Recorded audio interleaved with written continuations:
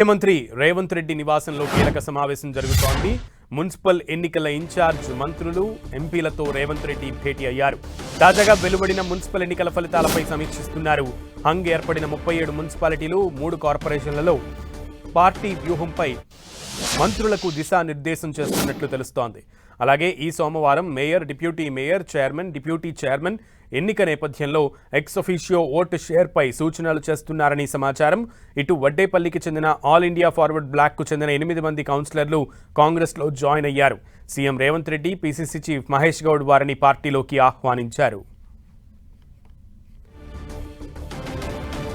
ముఖ్యమంత్రి నివాసంలో మీటింగ్ జరుగుతోంది. కీలకమైనటువంటి సమావేశంగా దీనిని భావిస్తున్నారు. పూర్తి సమాచారం మా ప్రతినిధి ప్రతాప్ని అడిగి తెలుసుకుందాం. సీఎం నివాసం నుంచి మరింత అప్డేట్స్ ని ప్రతాప్ అందిస్తారు. ప్రతాప్.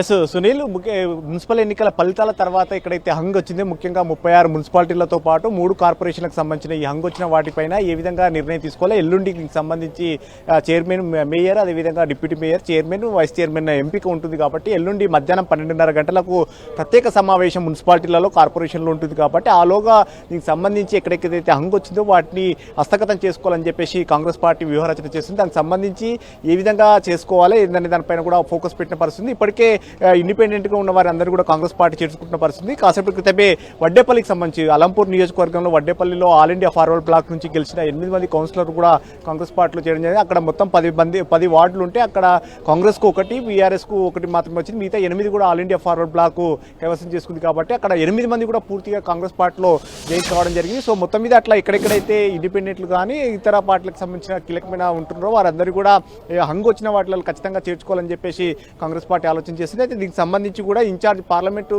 నియోజకవర్గ ఇన్ఛార్జ్లను వేసిన పరిస్థితి. కాబట్టి మున్సిపల్ ఎన్నికల కంటే ముందే ఇన్ఛార్జ్గా వేసి అక్కడికి వ్యూహరచన చేసిన పరిస్థితి. కాబట్టి అక్కడ దానికి సంబంధించి పూర్తి స్థాయిలో అవగాహన ఉన్న మంత్రులందరినీ కూడా ఇప్పుడు సీఎం రేవంత్ రెడ్డి ఆహ్వానించడం జరిగింది. ఆయన క్యాంపు కార్యాలయంలో మంత్రులతో పాటు పీసీసీ చీఫ్ మహేష్ కుమార్ గౌడ్ కూడా భేటీ కావడం జరిగింది. అయితే వీరంతా కూడా ప్రత్యేకంగా ఎన్నికల దీనికి సంబంధించి ఫలితాలు వెలువడిన తర్వాత ఎక్కడైతే హంగ్ వచ్చినా వాటిని ఏ విధంగా హస్తగతం చేసుకోవాలని దానిపైనే ప్రధానంగా ఫోకస్ పెట్టారు. దీనికి సంబంధించి కూడా ఎక్స్ అఫిషియో ఓటు అనేది చాలా కీలకంగా అని చెప్పుకోవచ్చు. అది ఆ ఎక్స్ అఫిషియో ఓట్లో భాగంగా ఎమ్మెల్యే, ఎమ్మెల్సీలు, అదేవిధంగా ఎంపీలు కూడా ఓటు వేసే అవకాశం ఉంటుంది. కాబట్టి దీనికి సంబంధించి ఇప్పటికే ఎన్నికల సంఘం కూడా కొన్ని గైడ్లైన్స్ ఇవ్వడం జరిగింది. రాజ్యసభ కానీ ఎమ్మెల్సీ కానీ ఆ ఓటు వేసినట్లయితే వారికి మాత్రమే అవకాశం ఉంటుందని చెప్పేసి కొన్ని గైడ్లైన్స్ ఇవ్వడం జరిగింది. కాబట్టి ఆ గైడ్లైన్స్ ప్రకారంగా ఎవరెవరు ఎక్కడ ఏ విధంగా వేసుకోవచ్చు అనే దానిపైన కూడా ప్రత్యేకంగా ఫోకస్ పెడుతున్న పరిస్థితి. పార్లమెంట్ సభ్యుడు మాత్రం ఆయన నియోజకవర్గం పరిధిలో ఎక్కడైనా, లోక్సభ సభ్యుడు కాబట్టి ఆయన నియోజకవర్గం పరిధిలో ఎక్కడైనా ఓటు వేసుకునే అవకాశం ఉంటుంది. కాబట్టి దీన్ని దృష్టిలో పెట్టుకొని ఎక్కడైతే ఎంపీ ఓటు అవసరం ఉంటుందో అక్కడ ఓటు వేయాలని చెప్పేసి, అదేవిధంగా ఎమ్మెల్యేలు కూడా వాళ్ళ నియోజకవర్గం పరిధిలోని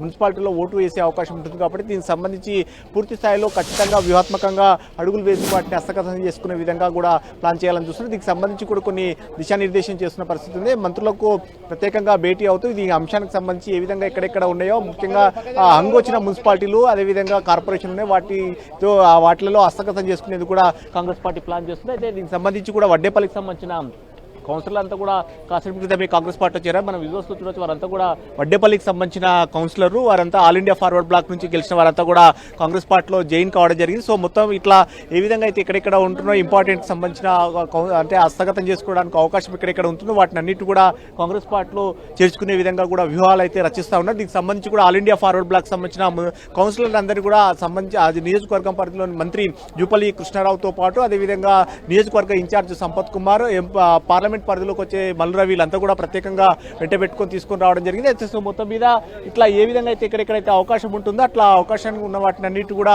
సద్వినియోగం చేసుకోవాలని చెప్పేసి కాంగ్రెస్ పార్టీ ఆలోచన చేస్తుంది. మొత్తం మీద దీనికి సంబంధించి ఆపరేషన్ ఆకర్షణ ఫైనల్ అంకానికి తీసుకెళ్లే ప్రయత్నం కూడా చేస్తుంది. సో మొత్తం మీద ఎక్కడెక్కడైతే ఉంటుందో వాటికి సంబంధించి అన్నిటి కూడా కాంగ్రెస్ పార్టీ హస్తగతం చేసుకునే విధంగా మున్సిపాలిటీలో, ముఖ్యంగా హంగ్ వచ్చిన మున్సిపాలిటీలు ఏవైతే 36 ఉన్నాయో వాటితో పాటు 3 కార్పొరేషన్లు, కొత్తగూడెం కానీ, నిజామాబాద్, కరీంనగర్, ఈ మూడింటి కూడా ఖచ్చితంగా కైవసం చేసుకోవాలని కూడా ప్లాన్ చేస్తుంది. ముఖ్యంగా మిత్రపక్షాలతో పాటు మాట్లాడేందుకు కూడా దీనికి సంబంధించి వ్యూహాలు అయితే రచిస్తూ ఉందని చెప్పుకోవచ్చు. కొత్తగూడెంకి సంబంధించి అక్కడ సిపిఐకి సమానంగా కాంగ్రెస్ పార్టీ సమానంగా 22 స్థానాలు గెలుచుకోవడం జరిగింది. కాబట్టి దానికి సంబంధించి సిపిఐని కూడా మచ్చిక చేసుకునేందుకు ఇప్పటికే అక్కడ రాజ్యసభ ఎంపీ రేణుకా చౌదరిని కూడా రంగంలోకి దింపి ఆమెతో చర్చలు జరుపుతున్న పరిస్థితి. అక్కడ సిపిఐ అంటే అక్కడ మంత్రి పొంగులేటి శ్రీనివాసరెడ్డి ఏకపక్షంగా కాంగ్రెస్ పార్టీ అక్కడ అలయన్స్ ఉన్నప్పటికీ కూడా అక్కడ పోటీ చేయించారని చెప్పేసి సిపిఐ స్థానిక ఇప్పటికే ఎమ్మెల్యే కునంనేని సాంబశివరావు కాస్త అగ్రంగా ఉన్నారు. దీన్ని సద్గుమించేందుకు రేణుకా చౌదరి ద్వారా ఇప్పటికే సీఎం రేవంత్ రెడ్డి ఆదేశాల మేరకు ఆమె సంప్రదింపులు కూడా చేస్తున్నారు. అదేవిధంగా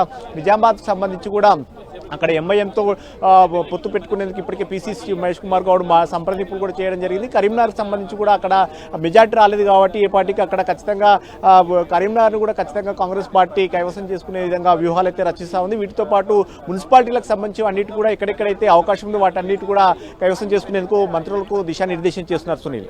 okay Pratap, keep updating yes Pratap, thank you. CM Revanth సమక్షంలో